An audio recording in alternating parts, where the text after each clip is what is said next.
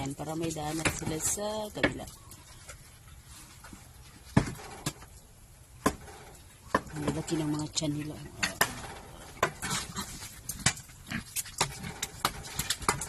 Yan.